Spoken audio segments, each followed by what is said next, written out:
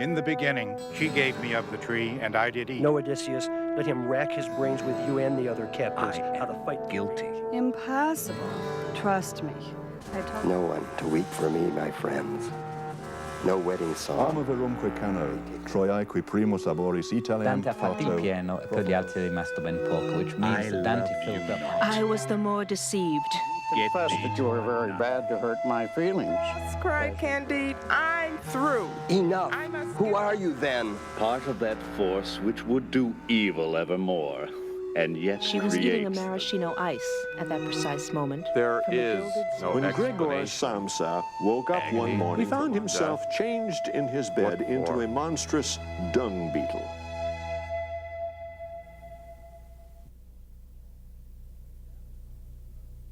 And hello again to, I'm lost now, where are we? Lesson 9, I think, in our Living Literature series. In this hour, we're going to do the impossible task. We're going to do an epic task, and forgive the pun here, but we're going to try to finish Virgil's Aeneid by looking at Book 6, which is in every way the center of the poem, and then talk about the problematic nature of Aeneas as hero in the second half of the poem. We left off with the tragedy of Dido and Aeneas last time. Dido committing just a wonderfully theatrical suicide at the end of Book 4. Book 5, I should tell you, is the funeral games for Anchises. You'll remember at the end of Book 3, I think I told you that Anchises dies. And as Book 5 opens, it is exactly 1 year to the day of Anchises' death. It's very interesting. Aeneas, in a sense, and his men have been blown off course to Carthage. They had been in Sicily. Anchises dies. They get blown off course to Carthage. And now they return to Sicily exactly 1 year to the day of Anchises' death. And we get funeral games, much like the funeral games in Iliad. And we get also at the end of Book 5 the death of Palinurus. Anybody remember him by any chance? Palinurus. You meet him in Book 6. He's one of the characters that Aeneas greets. Exactly. He's the helmsman. And his death obviously is symbolic, isn't it? Because as they land in Italy, guess who they don't need anymore? Their traveling is over. Their wanderings are over. And Palinurus' death is really quite symbolic. It's misread by some in the poem, but it is not misread by Aeneas. He's motivated in Book 6 to see his father. He's motivated by pietas. He's told he has to go down and see his father. And I'll stop here and we'll go back to our usual format. Who's got questions for me for Book 6 or the whole last 6 books? Well, Barbara? It's just a matter of where he is. I mean, it's the land of the dead.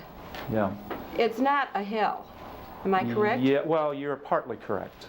There is a Tartarus. There is, if you look at that little map I gave you, you'll see that there is a left-hand road to Tartarus, and you get a rather brief description of it. You're right. It's not like Dante, where you get a very detailed description of a realm of punishment.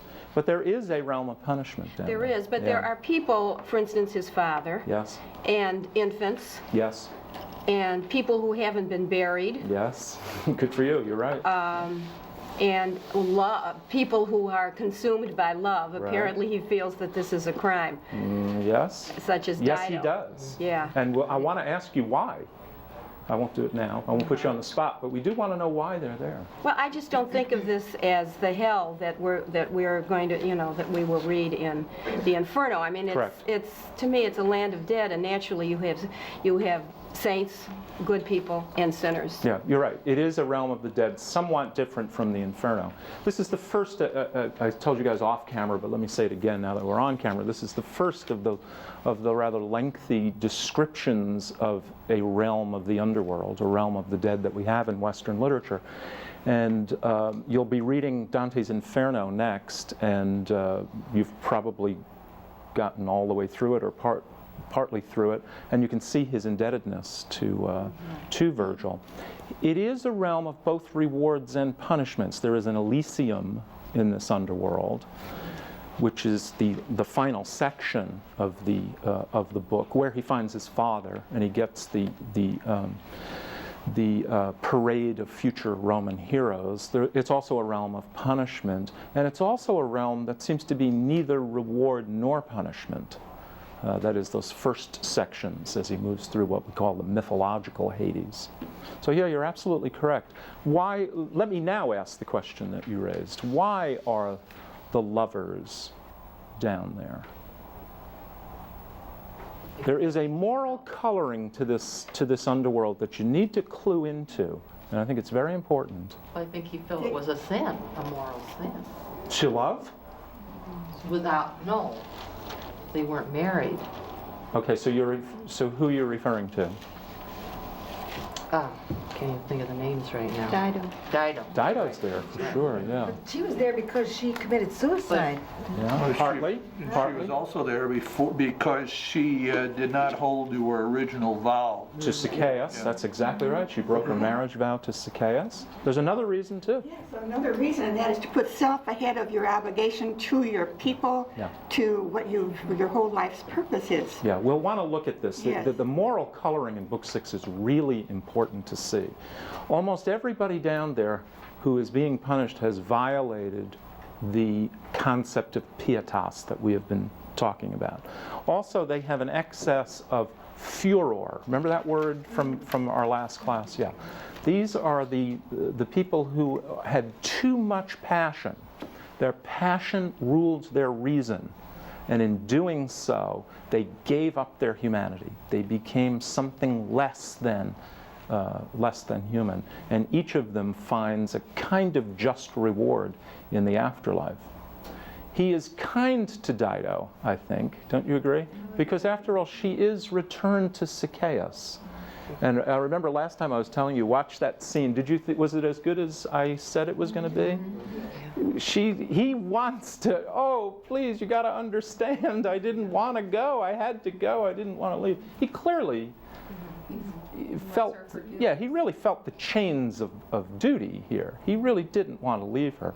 And her response to him is his response to her in Book 4. Remember?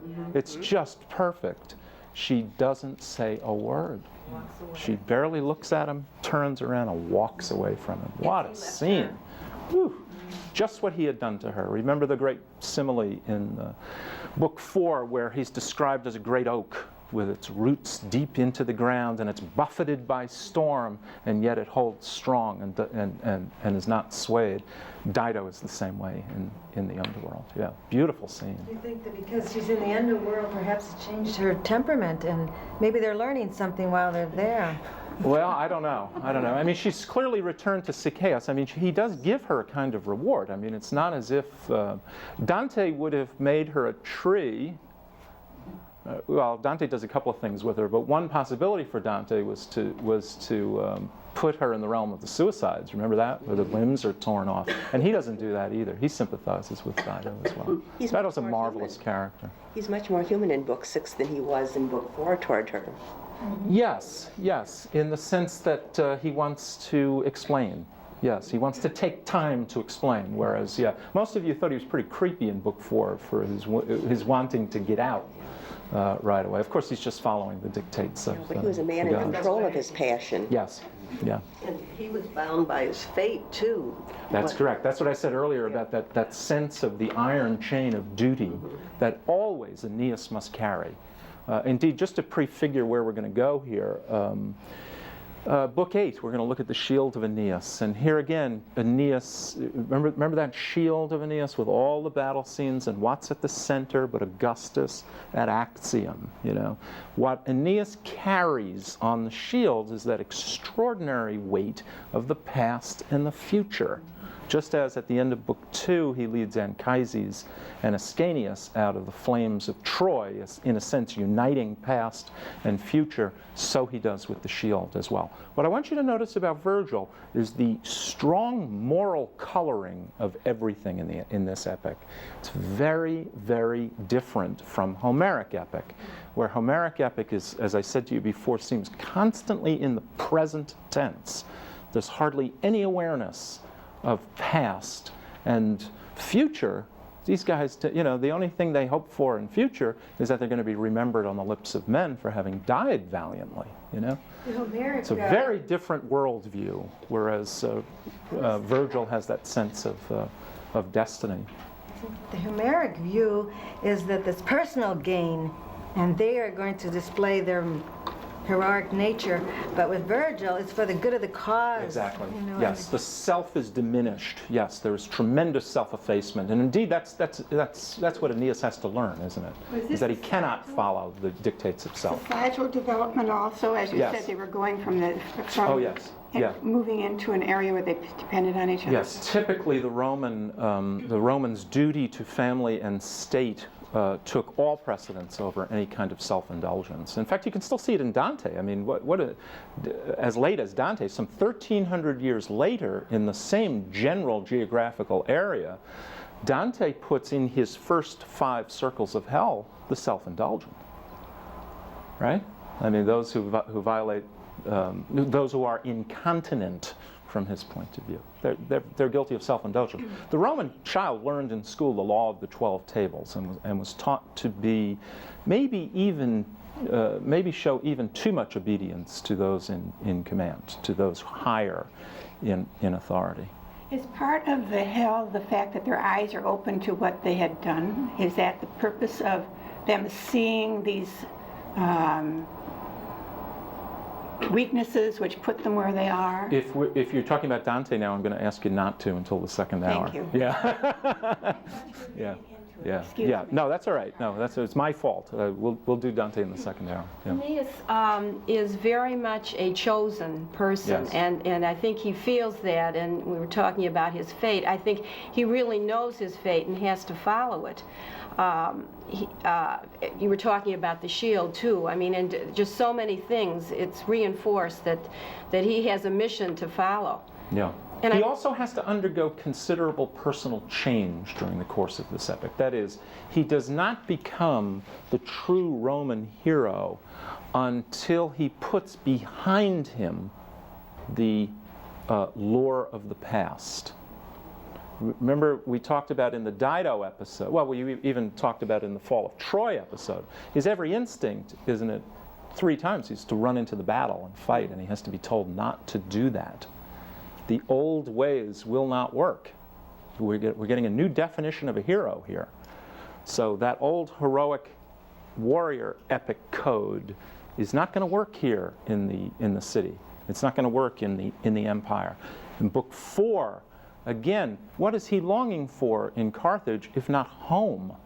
And all that home means. Wife. Children, the city. These are all the things that Dido makes available to him, and he can't have these either. What's interesting, I think, about Book 6 is that we get a mythic journey in Book 6 that almost every culture ultimately embraces, which is the death and resurrection of the hero. What I want to suggest to you in Book 6, what makes it so extraordinary, is that it sits right in the middle of the epic, and it sits right in the middle of the first line of the epic. Arma virumque cano, the epic begins. Of arms and the man I sing. Remember we talked about how the first part of the epic is the Odyssean, the man, and the last part of the epic is the Iliadic, arms, the war. We're in a spot here in Book 6 right in the middle of these 2 fields of action. The wanderings are over. The Odyssean portion of the epic is over. The war in Italy has not yet begun. That's going to begin in Book 7. And the question is Aeneas, as a hero, worthy to be Pater Aeneas? He's not at the beginning of Book 6. He is at the end of Book 6. There's that extraordinary line at the end of Book 6 when Anchises turns to him and for the first time uses the epithet Romanus as he speaks of Aeneas. Yours, my Roman, he says, is the gift of government. For the first 5 books, it has been Trojan Aeneas. And so what I'm going to suggest to you is we get a death and resurrection theme in Book 6. We get the death of the Trojan hero, and we get the resurrection of the Roman hero through Book 6. We're going to see, again, I'm always pointing ahead, but you're going to see the same kind of movement now again and again and again in Western literature.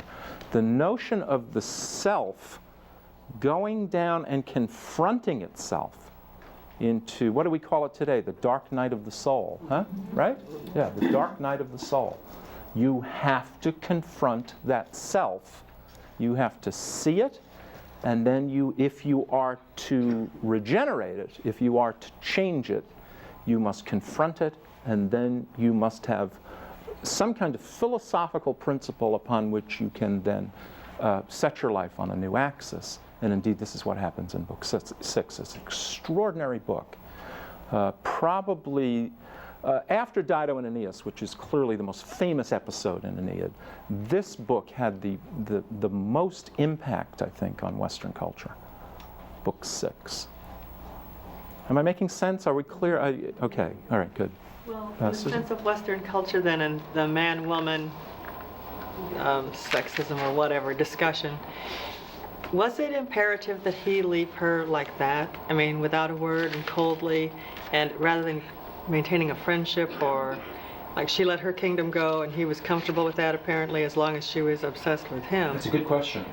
If she could have kept running her kingdom. I mean, she was his equal in their love affair, or even maybe a little ahead, quite a bit ahead at the beginning. But what is this business that she's bad, she's wrong? He couldn't address that part of it in honoring his destiny, which he knew.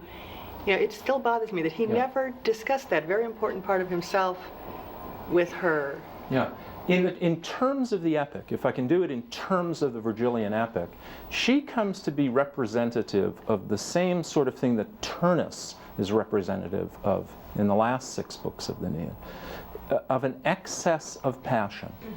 She is the force of disorder. In terms of the empire, in terms of the struggle going on a political level, we talked several classes ago about the storm imagery, remember, in Book 1, how you have the forces of order on the one hand versus the forces of disorder on the other. Do we sympathize with the forces of disorder? Absolutely, yes, we do.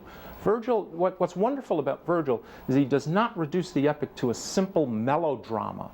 If this was some stupid TV series, she'd be all bad and he'd be all good. It just doesn't work that way. She's not all bad. She's an extraordinary character. She's a wonderful character. You can see even Virgil sympathizing with her. The same is true in the last 6 books. Turnus does not have what it takes to be the leader in Italy. He's flawed. Do we sympathize with Turnus when he dies? Man, you'd have to be awfully cold-hearted not to, Does Virgil sympathize? Absolutely. It's that tone of sunt lacrimae rerum. In the last 6 books, every time one of the bad guys falls, I'm overstating a little bit, but every time one of these bad guys falls, where does Virgil take you? To the survivors. Takes you to the mother, or the father, or the wife. And he makes you feel the pain of war. The ambivalence that Virgil has both toward the empire and toward all the steps that had to be taken to make the empire possible is written right into the fabric of this piece. We talked about it several classes ago with their first act on Carthaginian soil, remember? Which was the slaying of the stags, They're destructive. Everywhere Aeneas goes, he's bringing with him pain and death and destruction, but there's a greater good. And that greater good is paraded to Aeneas at the end of Book 6 by his father, when Anchises gives him the history of Rome. Remember that? He gives him the future history. Poor Aeneas is not going to take part in any of this. You should know that the legend has Aeneas die, and his body is never found. It's an extraordinary thing. He never sees his Rome founded, of course. That happens considerably later, but he does make it possible. That's a very long-winded answer to your very good observation, which is that, yeah, we sure do sympathize with Dido, and we sure do sympathize with Turnus, but they're, in terms of the epic, in terms of the stark terms of the epic, of disorder versus order, furor impius versus pietas, passion versus reason, you know, in these terms, he's got to go. Yep, he's got to go. Humanity versus ideals. Yes, indeed. That's a nice way to put it, actually. Yes, because it's the human tie that I think we did that quite well, actually, when we talked about Book 4. I liked very much the way the class really did understand why Dido needed Aeneas and why Aeneas needed Dido. But to stay would have been self-indulgent. To stay would have made the empire impossible. And see, this is the force of history. This is that notion that he can't stay. The force, I sound like Luke Skywalker here, but you know, the force is greater than the individual. By the way, mentioning Star Wars, of course, again, mythic stuff, right? I mean, it's just, that's why it's so successful, you know? All the while he's teaching the Romans, the people, as they read it, they're getting this lesson, learning that the good of the country comes first, and he goes through every kind of compassion, every kind of humanity, any kind of crisis that would occur. And the people could just see themselves in every crisis, and it's a lesson in how to react, and it's all for the good of the country. They're going to just... It gets even crazier than that in the Middle Ages. I don't know if your introduction points it out or not, and I should know this, but I don't, excuse me. Did they make any reference to the Sortes Virgilianae, where medieval people... The epic became so... marvelous that they would pick out a line or a stanza and govern their day by whatever. Yes, they'd make even life choices about it. You know, I fall in love, and maybe I want to marry this woman. Should I do it? Oh my, you know. Well, today what would we do? We'd read a horoscope or something, you know, something silly. But what they would do, it was considered such a kind of holy book that they would open the epic at random and kind of, I'm overdoing it a bit, and stick your finger in and then read a couple of lines, and that would tell you how to make your choice. It's called the Sortes Virgilianae. That's why Dante probably uses his name. We'll talk about that. No more Dante. I won't hear any more talk of Dante. Next hour. Another thing about Dido, though, is she did abandon her kingdom, so to speak. Yes. Twice that we know of. That's correct. Once for her love affair with Aeneas, and once by her suicide. That's right. Good point. Yep. And Virgil points it out to you, because you remember I pointed out to you the simile of the bees when Aeneas first comes to Carthage. And then when you're in Book 4, the bees have been replaced by absolute inactivity. The towers are half built, remember? Nothing's being done. Yeah, she really has been self-indulgent. And for that reason, we got to go on. Yeah. What I love about Book 6 is that the journey, look at that little map I gave you, and I guess for those of us watching on videotape, it'll be in the study guide, as they say. But you'll notice that as he moves through the mythological Hades, he confronts three characters. I want to make that point. He meets first Palinurus, then he meets Dido, then he meets Deiphobus. You see what's happening in time? The first to die, of course, or the last to die was Palinurus, and then before that was Dido, and then before that was Deiphobus. Do you see him confronting his past? He's moving back into his past as he moves through the first section of this underworld. He meets first Palinurus, and Palinurus, you remember, is the helmsman, kind of a talisman almost for Aeneas's entry into the underworld. It's the old mythological notion of a life for a life. If Aeneas is going to get life in a realm of death and get out, then the gods want something in exchange, want a life in exchange, and they take Palinurus. But as we said earlier, the symbolism of it is quite obvious. Their wanderings are over. Palinurus's role is over, and it's done very neatly there. Then he moves over to Dido, and he moves into his guilty past. This is almost like the guilty conscience that he's carried with him now for a year. Actually less than a year, but you get my point. That whole dallying in Carthage. And he's carried that guilty conscience with him, and here is his effort to confront it and get it behind him. That's a kind of essential human journey, isn't it? Yeah. There's only so much of that stuff you can put on your back before you're crippled by it. You have to ultimately confront it and get beyond it. What's touching, of course, as you all have pointed out, is this guilty past will not be assuaged by words. No. You know, it's just, he's going to carry it. He's got to live with it is exactly right. He's given it his best shot, and he's gotten his response. The silence is eloquent, isn't it? In a quick question. When he was crossing the river Styx and he met Charon, he was carrying a branch? That's correct, and yes, the golden bough. Now, I don't understand. He showed Charon the branch. Yeah. And Charon said, okay, I'll take you over? Yes, yes. What is... That's a great question. There's been more ink spilled on this discolor aura branch. It's the Golden Bough. Do you all know the book by Sir James Frazer called The Golden Bough? It's just a famous anthropological work. It's a very famous work that was done in the teens, right? In the 19-teens, however you say that, second decade of the 20th century. And he gets it from this golden bough. What is it? It's certainly a talisman. The Sibyl tells him he's got to pluck this. If his fate will allow him entry into the underworld and exit from the underworld, the bough will come easily off the tree. If his fate does not allow him to go down and come out, no amount of pulling will get the bough off the tree.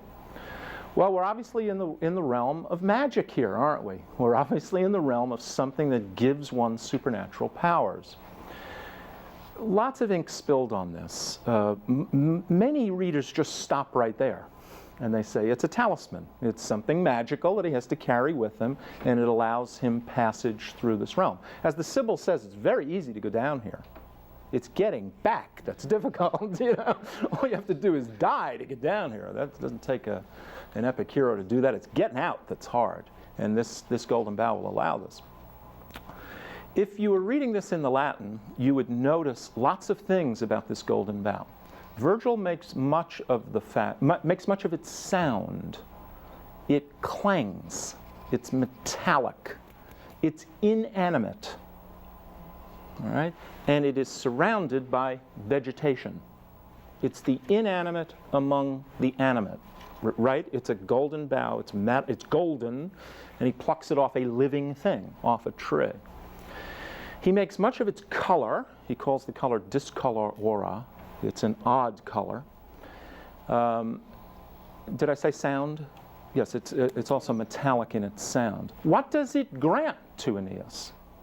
Not death in life, but life in death. The metaphor that Virgil uses, the simile, I should say, that Virgil uses to describe this thing, is the mistletoe. You all remember it? For those of you who read the entire book 6, it's compared to a mistletoe, which lives among the dead vegetation, right? So in other words, it's a death in life symbol that grants to Aeneas life in death. He's down into a realm of the dead.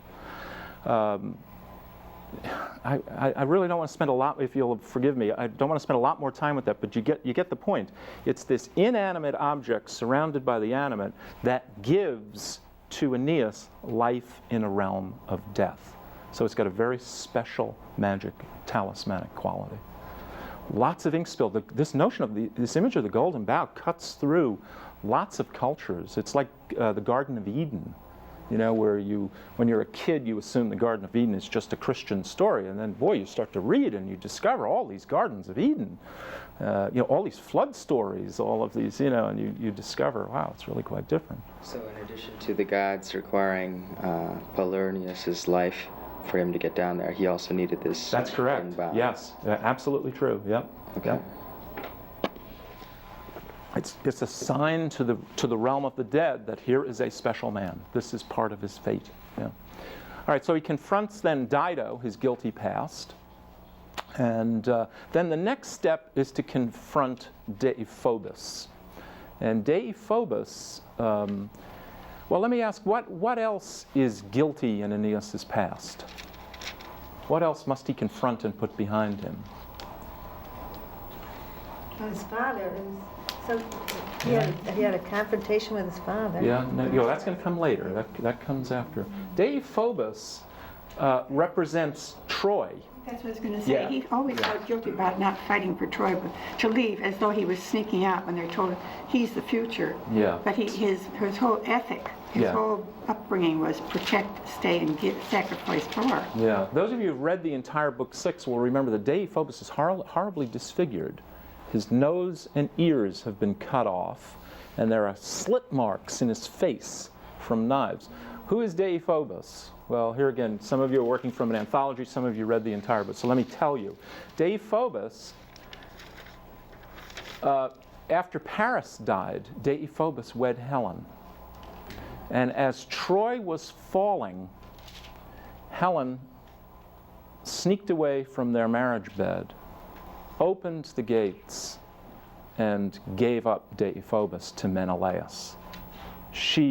Helen's a character, isn't she? Knowing that Troy is about to fall, she decides to switch sides. She's going to go back to Menelaus. So she makes this gesture to Menelaus. And Menelaus, of course, punishes Deiphobus in the way that the adulterer, frankly, was punished back then. What Virgil won't tell you is that not only was his nose cut off and his ears cut off, his genitals would have been cut off as well, but he didn't need to say that. Virgil was a little too delicate to say such a thing. Deiphobus, in short, becomes a kind of human image of the dead Troy. The guilty Troy. Remember what Troy stands for here. The guilty Troy that Aeneas has to put behind him. So as he moves through this mythological Hades, he confronts Palinurus, his wandering past. He confronts Dido, his guilty conscience. And then he confronts guilty Troy.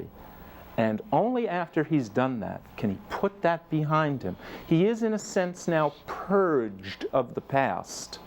And his eyes no longer are turning back over his shoulder. His eyes are ready for the parade of future heroes, which is what Anchises gives him at the end of Book 6, where you get that marvelous future history. Yeah. There's a wonderful line in there. We suffer each his own shade. Yes. Yes. That's wonderful. Mm-hmm. Yep. We each have our own hell, so to speak. Precisely. Yeah, our own problems. And they experience it as Dante will do. Now, I tell you guys not to make the connection, but here I go doing it. But as they suffered in life, so they suffer in the afterlife. Yeah. I asked a whole series of questions of A.D. Nuttall. Do you remember A.D. Nuttall from New College, Oxford? Asked him several questions about Aeneas as hero, and his comments about Turnus and things like that. So we'll cut to the monitor now and see what A.D. Nuttall had to say at Oxford about Virgil. Our students will have read Iliad before coming to Virgil's Aeneid, and the movement from Homer on the one hand to Virgil on the other is really a significant move in epic poetry. Will you talk to me a bit about that? Sure. It's a complete transformation, but it's a curious transformation, because Virgil, if he were here now, in a time machine or something, would want to say that he was mirroring the achievement of Homer. And his whole idea was to rewrite the Iliad and the Odyssey into one great Roman epic for his own people. And I'm sure with the top of his head, with his consciousness, he would have been thinking about following the master, the father of European literature. But of course what then happens is that he turns the entire thing inside out, a completely different set of values, and an entirely new sort of poem results from this, I think. Yes, I've heard that movement from Homer to Virgil described as poetry kind of growing up, moving from the adolescent world of Homer into the more mature world of Virgil. Well, that's partly to do with the move from a fundamentally warlike epic to a civic, sort of responsible notion, according to which you have to be able to get on with your fellow citizens. Therefore, you move from a society that values warriors, values the guy who can hit most people hardest, to a world in which you value cooperation and responsibility. And there's this great word in Latin, pietas, which means terribly difficult to translate. It's something like piety, but the trouble with the word piety is it's got the bad connotation. It sounds like false piety. It's truth to your ancestors, to your people, honor, loyalty, something like that. But it does include an element of responsibility. The one thing Achilles is not, the great hero of the Iliad, is responsible. It's a funny thing that I can remember once making this point, that the whole virtue of responsibility is almost invented for epic by Virgil. And it suddenly struck me that I knew the Greek for responsible, which is aitios, and I didn't know the Latin. And that's simply because of an accent. I mean, in Homer all the time, they're saying whose fault was it? And they say who was aitios, who was responsible for this. And oddly, Virgil, who's thinking about the whole thing much more deeply, sort of doesn't have a word. But that's by the way. Yeah. Is that word subsumed in the notion of pietas? I think that's probably the answer. That is what is happening. But yes, in a way, Aeneas is therefore like a grown-up man, where Achilles is like a headstrong boy. And in the Aeneid, this is played out in a kind of war of values between furor in Latin, which is sort of martial ferocity, would have been a virtue to the early Greeks, and pietas, which conflicts with it, tames it, and domesticates it in a way. Yes, Virgil yokes together, doesn't he, the words furor and impious, doesn't he? Well, he does, of course, that's right. Yeah. The great opponent of Aeneas in the latter part of the poem is Turnus, who is in a way like a surviving Greek hero from the childhood of the world. He's in a way a moving young character without any sense of the future destiny of Rome. Of course, he's on the wrong side because he's against Aeneas. But Aeneas has the task of defeating this character in war. And there's a sort of logical problem here, actually, which is that how is a fundamentally unwarlike virtue to defeat in battle something like ferocity? How is gentleness to defeat ferocity? And this is actually a small technical problem for Virgil, I think, in the latter part of the poem. In fact, he contrives a marvelous coming together of all these things at the very end, because when Aeneas has Turnus at his mercy and is about to strike, but then is naturally restrained by his pietas, he sees the belt of Pallas, which was taken by violence by Turnus from the young son of Evander. He killed this marvelous young man to get the belt. And therefore he has offended against pietas in doing this terrible thing.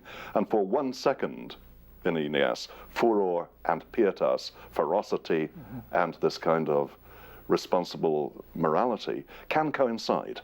And in a kind of righteous anger, he can strike. You know, earlier in the poem, when Aeneas goes down into the underworld to see his dead father, to straighten him out after the love affair with Dido, there's a famous passage where the father says to the son that although other peoples, like the Greeks, can do wonderful things in sculpture and poetry and astronomy, the art of the Roman is to war down the proud and to spare the subject people. And at the end of the poem, there's a kind of problem with Turnus, because he was a proud man who has now been defeated. But if he is now subject, he should be spared. And Virgil doesn't want to spare him. He wants to kill him in a final epic gesture. And so he contrives this moment with the recognition of the belt of Pallas, so that out of piety, he can strike, and he does that. Yeah. But the poem ends with the ghost of Turnus flying, the word in Latin is indignata, fugit indignata sub umbras, fled unconsenting, in unconsenting disdain to the shades below.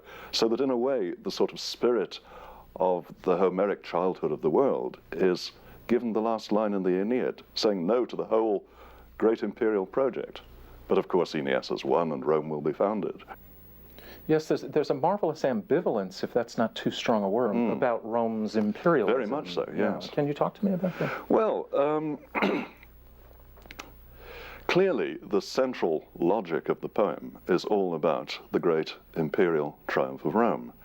That said, there is a sort of subtext in the poem that sings a different tune, is always pulling against it. It's something to do with the conflict between pastoral, which is the genre of the green, artless, simple world, the conflict of that with a sort of civic ideal of the great city of the future. And it is clear to me that temperamentally, Virgil is a pastoral sensibility. The way he constantly uses, for example, the image of the stricken deer interests me. I think the first thing Aeneas does in the poem when he makes landfall in North Africa, is to kill a deer. And killing a deer is, to anyone of pastoral sensibility, a terrible thing. It's a very basic image that runs all the way through European literature to Shakespeare's As You Like It, wherein the central of Shakespeare's pastoral meditation is the killing of a deer by the courtly people. And then later, when Aeneas sort of destroys Dido with the unhappy love affair, she is compared with a deer that has been shot by a hunter. And then, again, isn't this right, later in the poem, when the terrible Latin wars begin, he's found his way to Italy, and he is about to found his city. To begin with, it looks as if there is going to be an idyllic friendship between the arriving people and the indigenous population.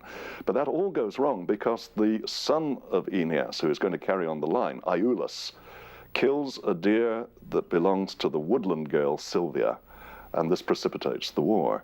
So this image of the deer slain keeps recurring and sort of suggests that something in Virgil thinks it's all wrong.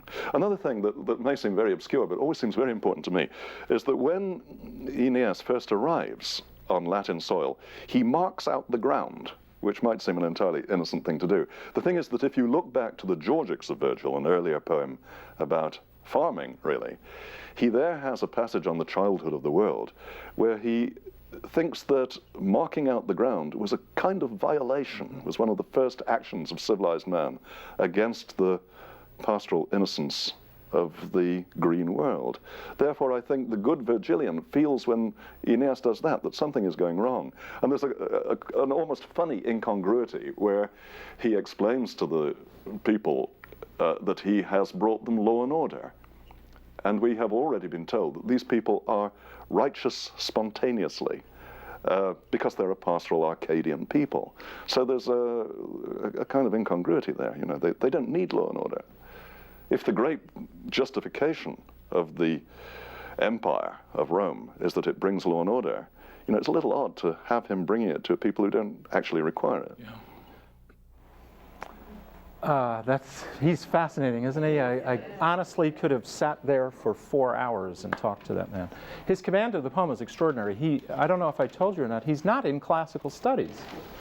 He's written the Numa Mesis, Shakespeare and the Representation of Reality. He's in English studies, and he just happens to have that poem absolutely at his fingertips, and it's really quite remarkable. He was a pleasure to talk to. He makes a number of important points, I think, in that interview, not the least of which is this subtext, this almost, how do I put this? This almost constitutional sympathy that Virgil has for a world that is gone. It's almost a nostalgia for a simpler pastoral world. And the forces of history have kind of run roughshod over that pastoral world. That pastoral world has been replaced by something large and complex and morally ambiguous. Is this starting to sound very modern to you? Isn't that remarkable? Yes, it's so modern. Well, war is against nature, and it seems like the professor is saying that Virgil really admires nature. I mean, we have gone against our better selves and against God and against nature in warfare. And if the deer could be seen as a symbol of war, Aeneas starts killing the deers, and his son kills a deer, and that starts a war.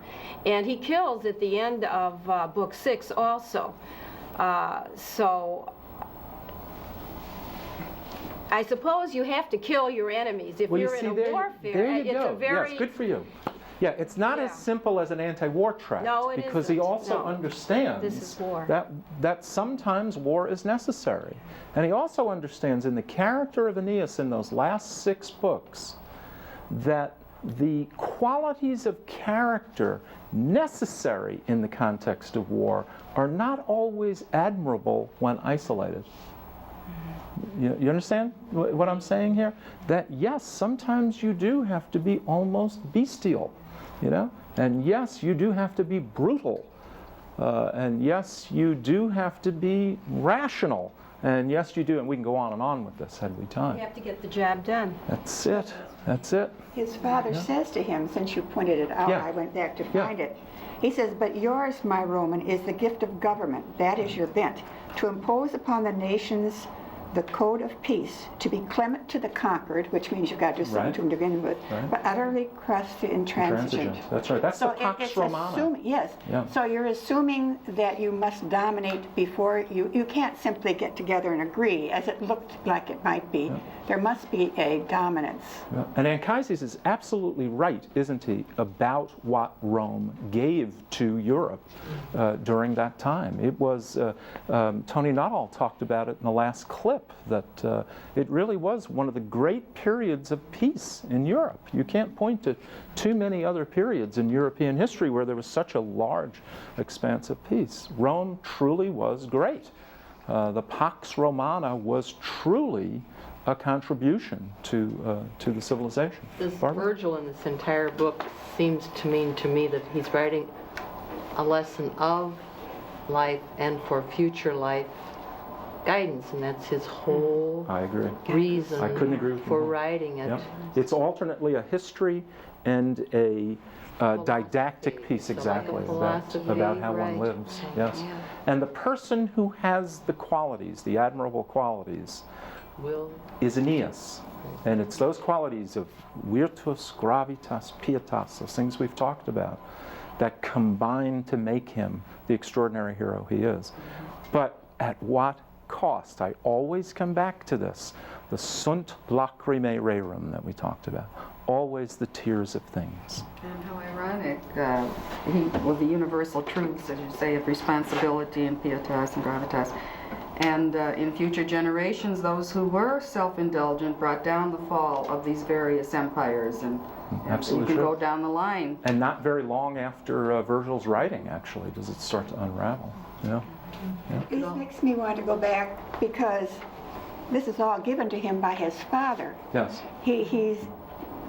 It isn't like it originated with him. This is a burden. It's imposed upon him. Yeah, good for you. Yeah, which that's an important point. His father's function in Troy must have been ignored. That this wouldn't have started sooner.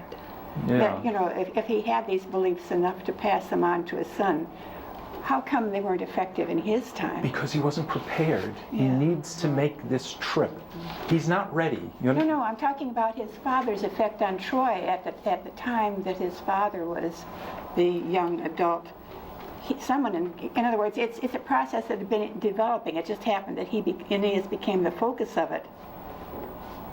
But there must have been these qualities there for his father to have understood it and passed it on. Oh, okay, of course. Yeah, the qualities are latent. Yes, I understand you now. Yeah, okay, yeah, sure.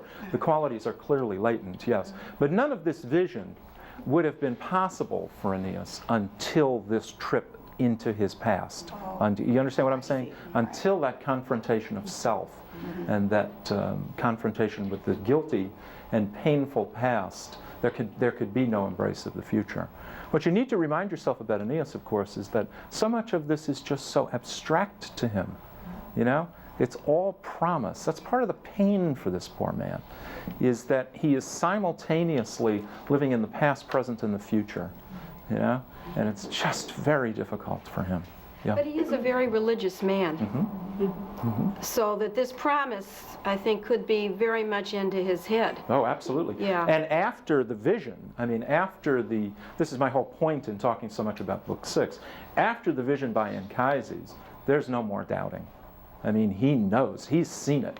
He's seen that the future, we get this little theory of metempsychosis, you know, where the heroes have died and have been purified and are reborn, you know, that Platonic conception of metempsychosis of soul, that the Roman hero is not some ordinary mortal.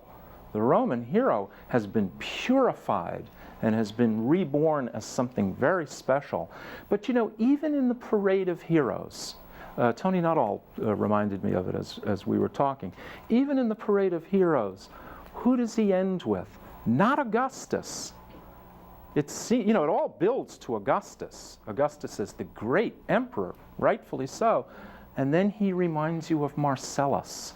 And you get that extraordinary scene of the flowers being brought to strew on the corpse of Marcellus, the young consul who died in 22 BC. It's just like he couldn't end it on the upbeat note of Augustus. He had to remind you of the pain and the sadness of it all. And then I'm going to just dodge the real problem at the end of Book 6, is when there are two gates going out of hell.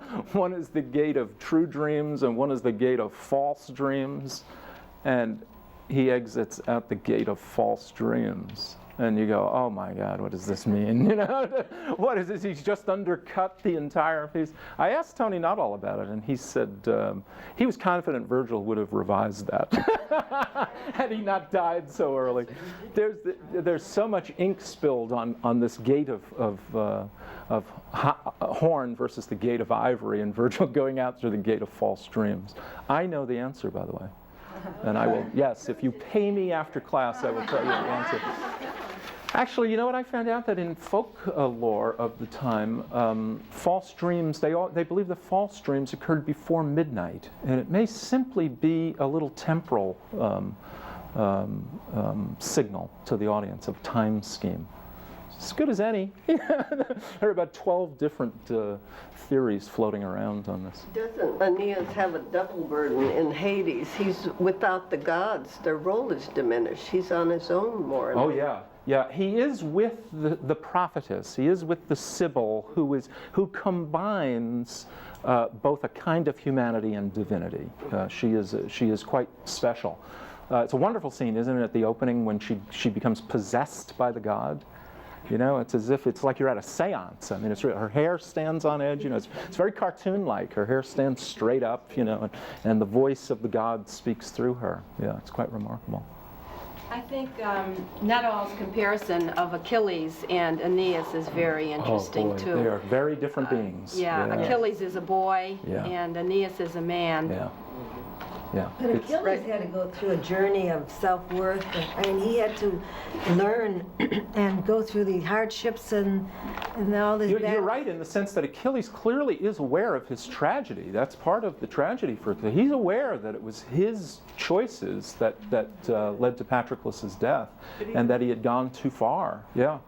Picking up on what Barbara said earlier in comments about war, too, the evolution in humankind seems to be clearly away from violence as the way to be remembered, because you did it better than anybody. Well, I hope so. You know, but boy, you look at the maps today. I mean, you look at the world today. And, Right. Wow, you know. It takes a lot more creativity, intelligence, and everything else to wage peace. Oh, absolutely. Than it does to wage war. war. Absolutely. I mean, it takes nothing at all for that. Was Virgil, wasn't he very religious? Very religious, very shy. Very gentle man, became a kind of holy man because of his fourth eclogue, the Pollio eclogue, in which he predicts the birth of he predicts a child will be born who will usher in a golden age. And of course, all the early Christian readers went, woo, I wonder who that could be, you know? And they latched on to Virgil as predicting the birth of Christ and this new age of peace. Yeah. The fourth eclogue, really, the eclogues are really quite worth reading. I recommend them to you. They're gorgeous, absolutely gorgeous. Peter, you had a question? Yeah, the whole, I'm intrigued by why Virgil wrote it and why it lasted. Yeah. And and one little bit, it was because of Augustine, and this they were searching for this honorable route for Roman civilization. Mm-hmm. And what intrigues me is with a different emperor. Would this book have ever been written? And if it had been written, would it have come to the light of day? Wow, that's huge. Obviously, I can't answer the question. That's it's kind of like a what was King Lear's childhood like? I can't answer it. You're right though that we do know that Augustus and Virgil were friendly. And it was Augustus that, legend has it, kept the thing from being burned. Virgil wanted the manuscript burned on his deathbed. Augustus figures very centrally in this piece. If I can bounce you to Book 8, the end of Book 8, with the shield of Aeneas created by Vulcan, you can see that at the center of that shield is Octavius's triumph over Antony and Cleopatra at Actium, which is one of the central events in Roman history. Here again, we have the force of order defeating the force of disorder and bringing this great peace. Compare that to Achilles' shield, and you see the difference? Aeneas' shield is restricted to warfare. That's all there is. In Achilles' shield, you'll remember, it's life with a capital L. We get a city at war, a city at peace. Do you remember all that? And you know, yes, exactly. And you get to see Achilles' life against the backdrop of the wider communal experience. Whereas with Aeneas' shield, only scenes of war. And at the center of that is Octavius. Your question's a good one, but I think it's unanswerable, Peter, because clearly Octavius is even more than a person in this epic. Octavius comes to represent all that is wonderful about Rome, which is what's so kind of interesting. I'm going to bounce you now all the way to the end of the piece, where Aeneas stands over, as Nuttall pointed out, as Aeneas stands over the fallen Turnus, and Turnus is unbelievably noble at this point. Do you remember? It's just, it'll bring tears to your eyes. I mean, the man is a worthy hero. He's a good man. And he says, you know, either give me back to my father alive, or if you can't do that, don't despoil me. You know, give me back. You may have Lavinia. You may have this empire. You know, you were right, I was wrong, just don't despoil me. And there's Aeneas in that final scene with the sword up like this, and he's frozen. And as Nuttall points out, he's frozen between his pietas and his furor, those things that are necessary in the warrior. And he's at war with himself, and then he finally plunges the sword into Turnus's neck. Oh my goodness, what a scene. Yeah. So even at the end, he won't give you simple triumph. Virgil, that is. He won't give you the simple triumph of the Roman Empire. We see the cost, the extraordinary cost, both to the enemies, that is, both to Turnus, those native Italians. What the hell had they done wrong? They just happened to be living in the wrong place, right? You know? What had they done wrong? Yeah, that's where I'm coming from when I made my last statement, though, because this is acknowledged, you know, in spades. Yes. Yep. It's not a simple issue. Right. That's right. It's really not. Yeah. That's why I think, and we have almost no time left, that's why I think this epic cuts to life as we know it about as well as any epic you can read. It just doesn't give you those simple answers. And would that we had 10 more hours, but we are out of time. Thanks a lot. We'll be back next time with Dante in our Cook's Tour of Western Literature here. So thanks for your attention.